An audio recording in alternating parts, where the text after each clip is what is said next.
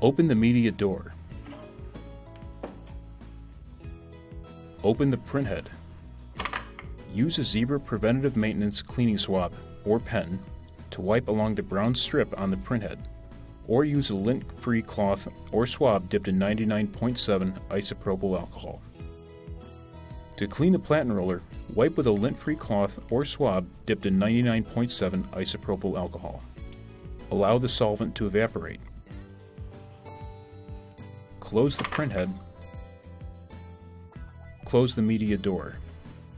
Clean the printhead on a regular basis to extend its life and to prevent inconsistent print quality. Clean whenever you replace the ribbon on a thermal transfer printer, or when you replace the labels on a direct thermal printer.